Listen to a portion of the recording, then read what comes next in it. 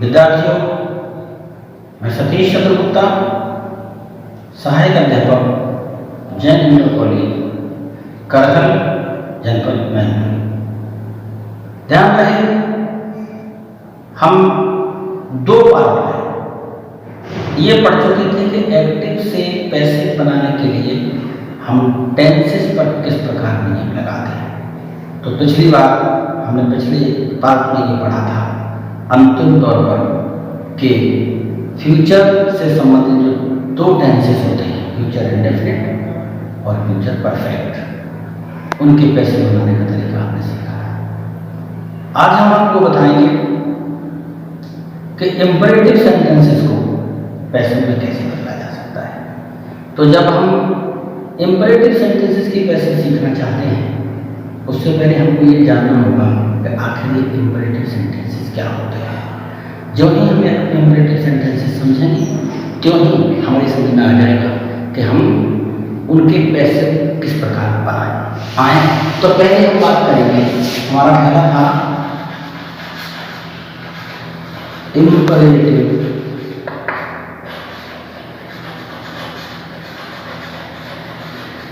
Sentences. हम passive को समझने से पहले इंपेरेटिव सेंटेंसेस को समझें क्या। ये इंपेरेटिव सेंटेंस 3 प्रकार के होते हैं। एक होते हैं आदेश, दूसरे में होती है सलाह और तीसरे में होता है निवेदन। कैसे करके? ध्यान एक और बात रखें कि हिंदी में जो इनके वाक्य होते हैं, उनके अंत में ओ और ये, जैसे इधर आओ तो ओ लगा, फिर कहा इधर आइए तो ये लगा। ऐसे ही ये 3 प्रकार के वाक्य होते हैं। ध्यान रहे कि जब हम इन वाक्यों को अंग्रेजी में ट्रांसलेट करते हैं तो इनका सबसे पहला नियम होता है, विशेष रूप से आदेश और सलाह में नियम ये होता है कि हम इनकी जो मुख्य क्रिया होती है, मुख्य क्रिया को पहले रखकर ट्रांसलेशन करते हैं। अब कैसे करते हैं पहले सीखें। अब मान लीजिए अध्यापक ने किसी बच्चे को आदेश दिया क्या कि अपनी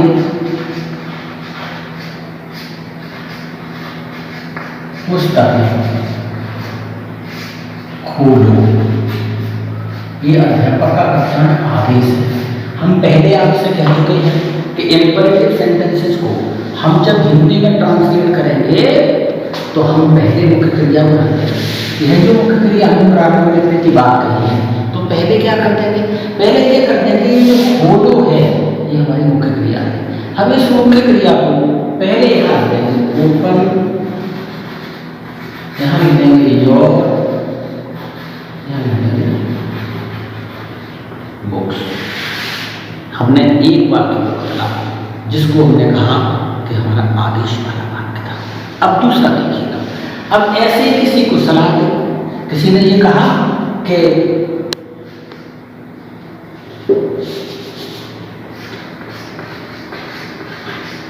गरीबों की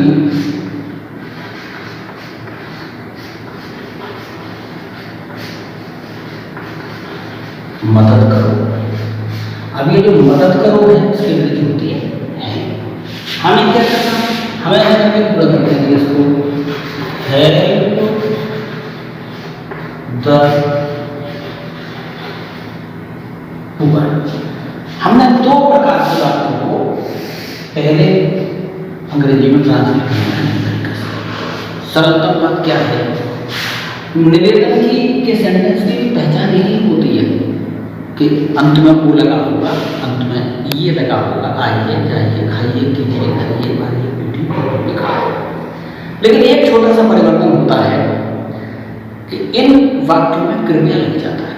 और जब कृपया लग जाता है तो हम क्या करते हैं कि यह जो वाक्य हमने बनाया जहाँ हमने मुख्य क्रिया पहले लगाई थी, यहाँ हेल्प लगाई थी, यहाँ ओपन लगाई थी, तो क्या करना, इस निवेदन की जो प्लीज है या तो मुख्य क्रिया के प्रारंभ में रखो या ऑब्जेक्ट के बाद में रखो। जैसे अब किसी ने कहा कि कृपया मुझे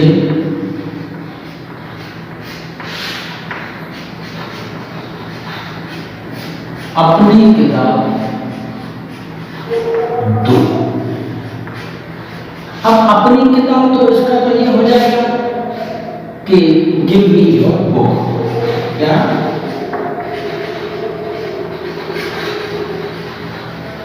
ये गिव मी योर बुक। अब रह क्या गया, हमने कहा था कि जब हमारे वाक्य में कृपया लग जाएगा तो हम इसके प्रारंभ में यहाँ जैसे करेंगे प्लीज। निष्कर्ष क्या निकला कि हमने ये समझ लिया कि इंपरेटिव सेंटेंसेस के ट्रांसलेशन का नियम ये होता है कि अगर आदेश और सलाह से संबंधित वाक्य हमारे सामने आया तो हम उसकी मुख्य क्रिया पहले रखेंगे। अगर वही वाक्य निवेदन वाला है तो ट्रांसलेशन तो उसका मुख्य क्रिया के अनुसार ही होगा, लेकिन केवल एक परिवर्तन ये होगा कि हम उसमें जो कृपया शब्द लिखा हुआ है उस कृपया शब्द के लिए प्लीज को मुख्य क्रिया से पहले कर देंगे। यह है हमारे इंपरेटिव सेंटेंसेस की ट्रांसलेशन का। अब आओ उस बात पर कि अब इन्हीं वाक्यों को जब हमको पैसिव वॉइस में बदलना हो तब हम क्या करेंगे, वो ये पैसिव लिख दिया हमने। अब पैसिव का नियम क्या है, पैसिव का नियम ये होता है कि हम सबसे पहले लिखेंगे लेट, लेकिन याद रहे फिलहाल हम आदेश और सलाह की बात कर रहे हैं। पहले लिखेंगे लेट, उसके बाद में ऑब्जेक्ट, ठीक है। अब उसके बाद प्लस बी, उसके बाद वर्किंग फॉर्म। ऐसे करके हम इंपरेटिव सेंटेंसेस में परिवर्तन कर सकते हैं। आई पहले 3 टेंसेस सेंटेंस में परिवर्तन करेंगे। तो हमारा पहला वाक्य था ओपन योर बुक। अब हम देख लें कि इसमें जो हमारा ऑब्जेक्ट है वो योर बुक है, तो हम क्या करें, हम योर बुक को पहले उठाएंगे। तो इस 1 नंबर के वाक्य को, ये 2 नंबर के वाक्य को और ये 3 नंबर के वाक्य, हम क्रम से परिवर्तन करके दिखाते हैं। अपनी पुस्तकें खोलो, अंग्रेजी में कहा नंबर 1 ओपन योर बुक। अब हम क्या करें, हम पहले लेट लिखेंगे, लेट। अब हमारा ऑब्जेक्ट हमने आगे उठा कर रख लिया, यहाँ हो गया ये योर बुक बी।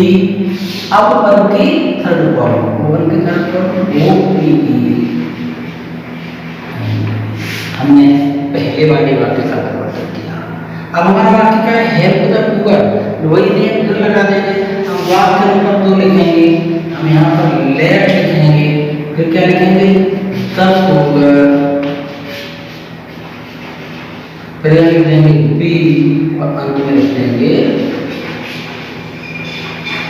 ऐसे करके हमने 2 वाक्य समझ लिए। अब जरा तीसरी बार आएगा, ये तीसरा जो वाक्य है जिसके प्रारंभ में गिव प्लीज लिखा है, इस प्लीज का सरल नियम समझ लीजिए क्या है।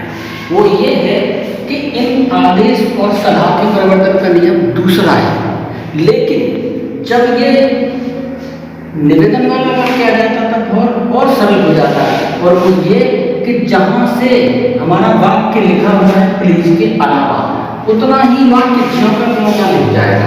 देखो किस प्रकार ये तीसरे नंबर के वाक्य का हम जब कैसे में परिवर्तन करेंगे वहां से, तो जो प्लीज है इस प्लीज के स्थान पर आ जाता है यू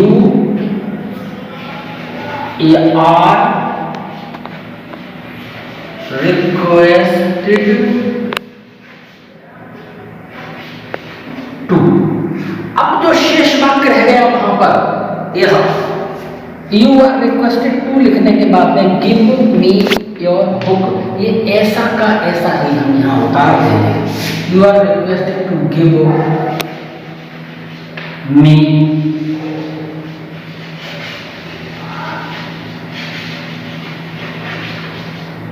योर बुक। हमने क्या समझा, जितना हमने अभी समझा उसको डिस्कस कर लेते हैं। हमने समझा कि इंपरेटिव सेंटेंसेस को पहले हमने देखा ट्रांसलेशन का नियम। हमने कहा कि जब आदेश और सलाह वाले वाक्यों को ट्रांसलेट करते हैं तो मुख्य क्रिया का वो हम पहले लिखते हैं। फिर हमें कहा हमारा पहला वाक्य क्या अपनी पुस्तकें खोल, तो हमने अपने इस नियम के आधार पर मुख्य क्रिया को पहले लिखा, तो हमने नाम और बुक्स। तो दूसरा वाक्य क्या था, गरीबों की मदद करो, तो उसमें क्या था हेल्प द पुअर। तो हमने क्या कर लिया कि जो मदद करने वाली क्रिया है वो पहले। तीसरे चरण में हमने आपसे कहा कि जब कोई वाक्य कृपया से प्रारंभ होता है तो उस मुख्य क्रिया से पहले प्लीज लगा देते हैं। तो कृपया मुझे अपनी किताब दो, जब हमने इसको बदला तो ये बदल के हुआ please give me your book. अब हम कहना क्या चाहते हैं कि अब जब इनको परिवर्तन की नौबत आई, जब परिवर्तन की नौबत आई तब ये आया, हम तय कर चुके थे कि पहले हम लेट लिखेंगे, फिर ऑब्जेक्ट लिखेंगे, फिर बी लिखेंगे, फिर थर्ड फॉर्म लिखेंगे। हमने पहले वाक्य में क्या कर लिया, हमने लेट लिख लिया, ऑब्जेक्ट उठा के रख लिया योर बुक, हमने फिर उसके बाद बी लिख ली, उसके बाद हमने थर्ड फॉर्म लगा दिया। ठीक से इसी प्रकार हमारा दूसरा वाक्य है गरीबों की मदद करो, हेल्प द पुअर। हमने फिर क्या किया, लेट, फिर द पुअर, फिर बी लिखा, और ये जो हेल्प थी इस हेल्प की थर्ड फॉर्म में लिखा हुआ है। इसी प्रकार नीचे देख लीजिएगा, जब हमारा ये प्लीज वाला वाक्य हमें प्रेजेंट में बदलने की नौबत आई तो हमने आपसे कहा कि यह जो प्लीज है, इस प्लीज को हम यू आर रिक्वेस्टेड टू में बदल दिया। हमने यू आर रिक्वेस्टेड टू में बदल दिया, और उसके बाद में क्या किया, जो शेष वाक्य बचा हमने उस वाक्य को साधा कर दिया। इस प्रकार एक्टिव से पैसिव में बदलने के लिए इंपरेटिव सेंटेंसेस पर क्या नियम लगता है। दूसरा बिंदु ये है कि ये इंपरेटिव सेंटेंसेस नेगेटिव भी हो जाते हैं। हाउ इंपरेटिव सेंटेंस हमने समझ लिया कि इंपरेटिव के साधारण वाक्यों को, आदेश और सलाह वाले वाक्यों को हम प्रारंभ में लेट, ऑब्जेक्ट, बी और अंत में बल्कि थर्ड फॉर्म करके ऐसे बदल देते हैं। फिर हमने कहा कि अगर वो रिक्वेस्ट वाला वाक्य है तो प्लीज हटा देंगे, यू आर रिक्वेस्टेड टू लगा देंगे, शेष वाक्य जैसा का तैसा। अब हम बात करते हैं कि यही इंपरेटिव सेंटेंसेस अगर नेगेटिव हो जाते हैं तो क्या होता है। आओ इस पर बात करते हैं। ध्यान रहे कि जब ये नेगेटिव हो जाते हैं तो हिंदी के जो वाक्य होते हैं उनमें मध्य में अर्थात मुख्य क्रिया से ठीक पहले मत लिखा जाता है। जैसे अब मान लीजिए हमने वाक्य लिखा,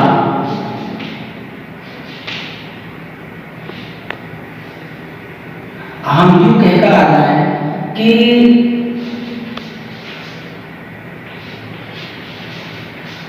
राकेश को मत पीटो। हमने एक वाक्य नेगेटिव करके लिखा। अब ध्यान रहे एक बात, जब तक ये था कि राकेश को पीटो तब तक था बीट राकेश, लेकिन जो ही मत लग गया क्यों ही ट्रांसलेशन का नियम है कि यहाँ पर डू नॉट लग जाएगा। निष्कर्ष क्या निकला कि किसी भी इंपरेटिव सेंटेंस को हम जब साधारण वाक्य को ट्रांसलेट करते हैं तो मुख्य क्रिया पहले लगती है, लेकिन ध्यान रहे वही वाक्य जब नकारात्मक हो जाता है उसके मुख्य क्रिया से पहले मत लग जाता है तो उसके ट्रांसलेशन के लिए अंग्रेजी में उस मुख्य क्रिया से पहले डू नॉट लगाया जाता है। तो ये आदेश था। ऐसे ही हमने कहा दूसरा वाक्य हमने, और फिर ये कहें कि कोई किसी को सलाह दे रहा है, फिर किसी ने कहा कि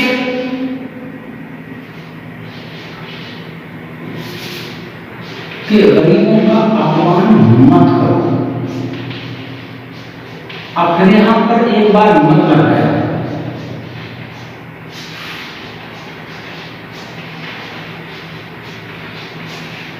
क्या करें हम ये करेंगे कि मत है, इसके लिए प्रारंभ में डू नॉट लगाया जाता है। हम यहाँ पर भी डू नॉट लिखेंगे, do not insert the poor, अर्थात हमने दो वाक्यों का इंपेरेटिव के नेगेटिव का ट्रांसलेशन किया। अब तीसरे में आता है निवेदन। फिर किसी ने कहा कि कृपया शोर मत मचाओ।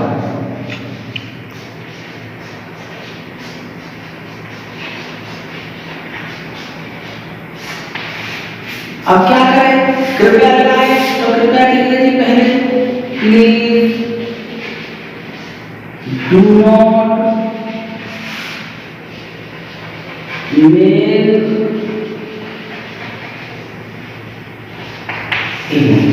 अब देखिए हमने आपको 3 वाक्यों का ट्रांसलेशन करके दिखा दिया, एक आदेश से संबंधित, सलाह से संबंधित, निवेदन से संबंधित। अब हमको जरूरत क्या पड़ी, अब हमको जरूरत ये पड़ी कि हम इनको जब पैसे में बदलेंगे तब कौन से नियम का पालन करेंगे। वो पैसे का नियम देख लीजिएगा। अब तक पैसे का नियम ये था कि जब तक हिंदी का वाक्य साधारण था तब तक उसमें मत लगा, जब हमने उसको ट्रांसलेट किया तो प्रारंभ में डू नॉट लगा। लेकिन फिर हमने बात कही कि जब हमने किसी भी साधारण वाक्य का पैसिव वॉइस बदला तो नियम था let plus object plus be plus verb की थर्ड पॉइंट। ये कब तक था, जब तक वही वाक्य इंपेरेटिव से संबंधित साधारण वाक्य था। लेकिन अब जरूरत क्या पड़ गई, अब हमारी जरूरत ये आ गई कि यही वाक्य जब नेगेटिव हो जाएगा तो नियम परिवर्तन करते समय ये जो लेट है अपने स्थान पर रहेगी, ऑब्जेक्ट अपने स्थान पर रहेगा, किंतु यह जो बी है इस बी से ठीक पहले हमको नॉट प्लस करना पड़ेगा। और जब नॉट प्लस कर देंगे तो क्या हो जाएगा, तब हो जाएगा let plus object plus not plus be plus verb की थर्ड पॉइंट। ये नियम बन गया। अब आओ हम अपने इंपेरेटिव के ट्रांसलेशन का यहाँ से सूत्र सीख लेंगे। अब हमने कहा राकेश को मत पीटो, डू नॉट बीट राकेश। अब हम क्या करें, हम ये करेंगे कि नियम अपना लेट पर लगाएंगे। तो हम सबसे पहले इस 1 नंबर की बात को यहाँ करके दिखाते हैं आपको। ये तो हमने सबसे पहले लिख लिया यहाँ पर लेट। हमारा ऑब्जेक्ट कौन है, राकेश। हमने क्या लिखा, नॉट, फिर बी, उसके बाद अगर हम इसी वाक्य को अपनी इस कसौटी पे कसेंगे तो हमको मिलेगा नंबर 1 लेट, नंबर 2 ऑब्जेक्ट, उसके बाद नॉट, उसके बाद बी, उसके बाद थर्ड। दूसरा वाक्य देख लीजिए, do not insert the poor. हमने दूसरे वाक्य को लिखा let the poor not be inserted. क्या कर लिया, लेट ऑब्जेक्ट नॉट बी और उसके बाद में वर्ब की थर्ड वर्ब का प्रयोग किया।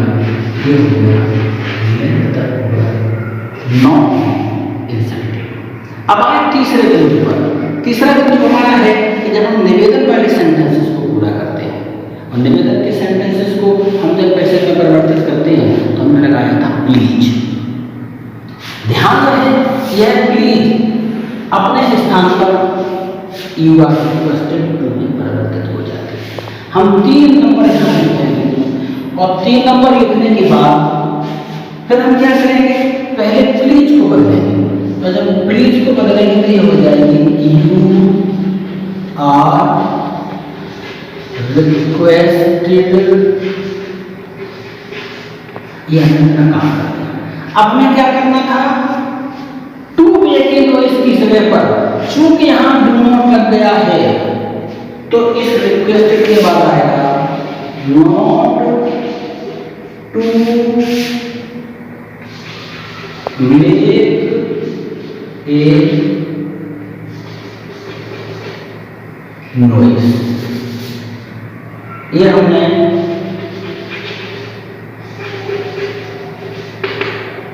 इम्पेरेटिव सेंटेंसेस से संबंधित नेगेटिव सेंटेंसेस के पैसे में परिवर्तन। इस प्रकार हमने जान लिया कि हम इम्पेरेटिव के साधन और नकारात्मक वाक्यों को पैसे में किस प्रकार करेंगे। एक छोटा सा बिंदु और शेष आए उस पर जरा बात करते हैं। वो ये है कि जब किसी इम्पेरेटिव का कोई वाक्य साधारण होता है तो वो साधारण वाक्य कभी कभी ऑलवेज से शुरू हो जाता है, ये साधारण।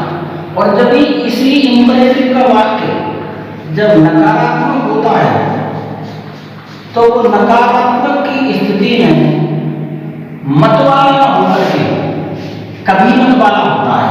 जैसे कहते हैं कभी मत जाओ, ठीक है। तो जैसे कभी मत जाओ है, इस कभी मत की अंग्रेजी होती है नेवर, तो इसके लिए लगता है प्रावाचिक के उदाहरण में ऐसे करके नेवर। अब हमको फिलहाल क्या जानना है कि ऐसे वाक्य जिनके प्रारंभ में साधारण वाक्यों में ऑलवेज लगा होता है और ऐसे वाक्य जिनके प्रारंभ में नेवर लगा होता है, उन वाक्यों के भी वैसे बनाने का नियम होता है जो इसी श्रृंखला में शामिल है। हम इसी बिंदु पे आपसे बात करते हैं। जैसे हम कभी कहते हैं कि मान लीजिए हम उदाहरण के तौर पर कहें और यहाँ पर एक वाक्य लिखते हैं नेवर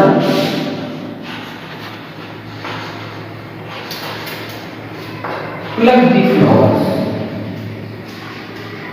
ऐसे ही दूसरा वाक्य देख लीजिए साधारण का, किसी ने कहा ऑलवेज स्पीक द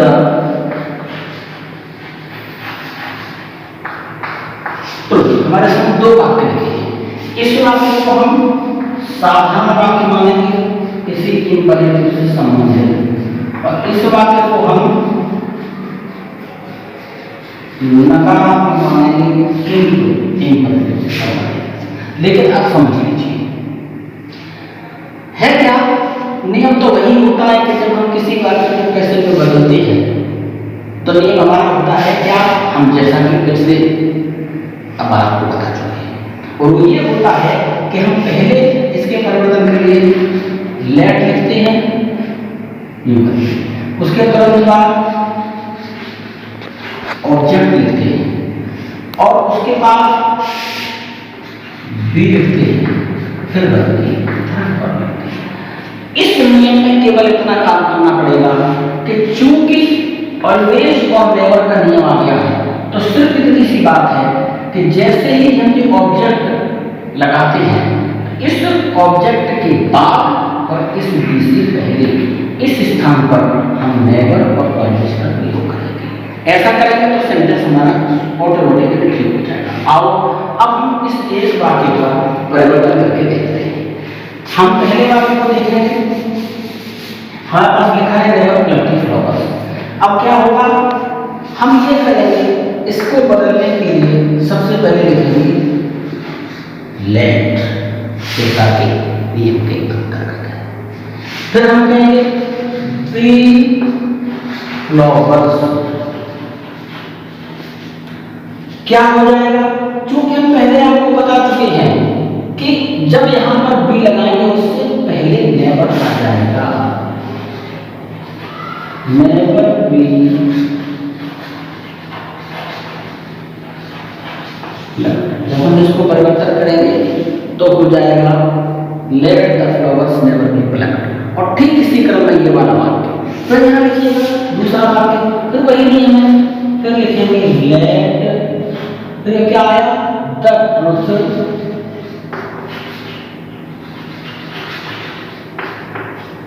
यहाँ पर ऑलवेज है तो फिर हम लिखेंगे ऑलवेज, यहाँ बी, यहाँ आ जाएगा